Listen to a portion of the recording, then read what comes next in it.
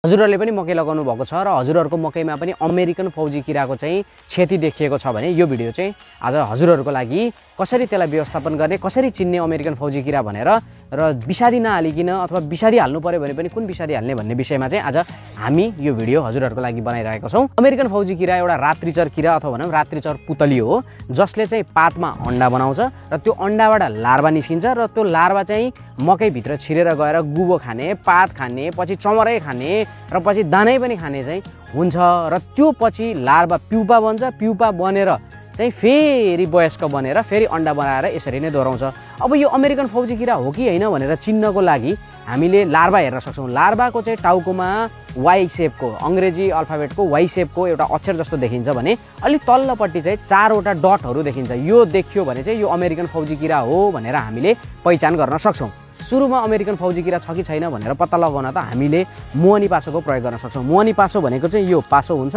र यो माथि चाहिँ हामीले मोहनी राख्छौँ। यसरी चाहिँ यो मोहनी पनि छुट्टै किन्नु पर्यो र पासो पनि छुट्टै किन्नु पर्यो र यो मोहनीलाई यहाँ राखिदिएर यसरी हामीले राखिसकेपछि चाहिँ यहाँभित्र किराहरू पर्छन् जुन यहाँ हामीले पनि देख्न सक्छौँ। यहाँ वयस्क किराहरू परेका छन्। हामीले यो निरीक्षण गर्नको लागि मात्रै यो छ कि छैन भनेर अनुगमन गर्नको लागि मात्रै चाहिँ कट्ठाको एउटा राख्न सक्छौँ भने अब यहीबाट नै नियन्त्रण गर्न पनि सकिन्छ। कट्ठाको 2वटा राख्ने सुरुवाती अवस्था जुन घुँडाको अवस्था भन्दा पनि तलबाट राखियो भने चाहिँ हामीले नियन्त्रण गर्न सक्छौँ।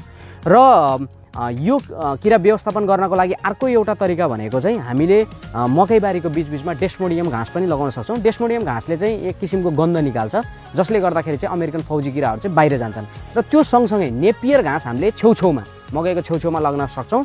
नेपियर घाँस चाहिँ यो अमेरिकन फौजी किरालाई एकदम मनपर्ने भएको हुनाले त्यहाँनिर गएर खान जान्छ र हामीले त्यही मात्र नेपियर घाँसमा मात्रै विषादी हाल्यौँ भने पनि हामीले सजिलै नियन्त्रण गर्न सक्छौँ। मकैमा क्षति देखियो भने चाहिँ हजुरहरूले जैविक विषादीहरू प्रयोग गर्न सक्नुहुन्छ।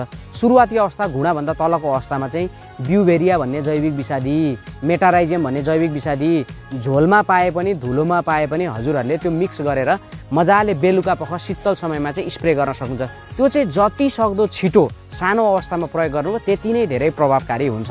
यदि यी जैविक विषादी पाउनु भएन भने हजुरले एजाडिराक्टिन भन्ने बजारमा वानस्पतिक विषादी पाइन्छ। त्यो वानस्पतिक विषादी पनि हजुरले सुरुवाती अवस्थामै चाहिँ प्रयोग गर्न सक्नुहुन्छ अलिकति क्षतिको लक्षण देखियो भने।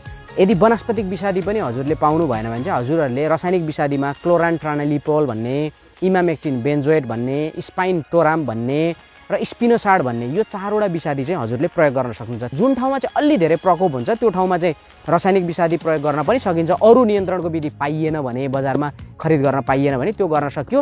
तर मैले चाहिँ किसानहरूलाई के पनि आग्रह गर्न चाहन्छु भने सुरुमा त हामीले अरू उपायहरू प्रयोग गर्नु पर्यो।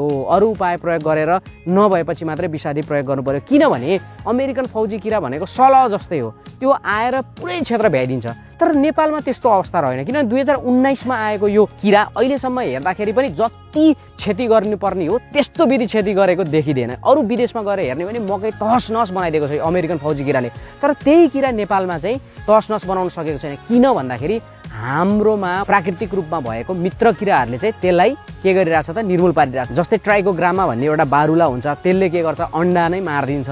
त्यस्तै अरू धेरै मित्र जीवहरू छन् जसले चाहिँ यसलाई कन्ट्रोल गर्नको लागि हेल्प गरिरहेछन्। त्यही भएर हामीले जथाभावी विषादी हाल्नुभन्दा पनि प्राविधिकको सल्लाह लिएर मात्रै हामीले विषादी हाल्यौँ भने ती किराहरू पनि संरक्षण हुन्छन् र तिनले नै तपाईँको विषादीको काम गरिदिन्छन्। पाउनु भएसम्म चाहिँ हजुरले मोहनी पासो प्रयोग गर्नु पर्यो, ब्युबेरिया मेटाराइजियम प्रयोग गर्नु पर्यो, त्यो पनि पाइएन भने एजाडिराक्टिन प्रयोग गर्नु पर्यो र त्यो नपाएको खण्डमा मात्रै अरू रासायनिक विषादीहरू प्रयोग गर्नु होला। र खैरेनी नगरपालिकाले यी विषादीहरू ब्युबेरिया, मेटाराइजियम अनि मोहनी पासोहरू चाहिँ नगरपालिकाबाट अनुदानमा वितरण गरिरहेको छ। खैरेनी नगरपालिकाभित्रका किसानहरूले आएर लिएर जान पाउनुहुनेछ।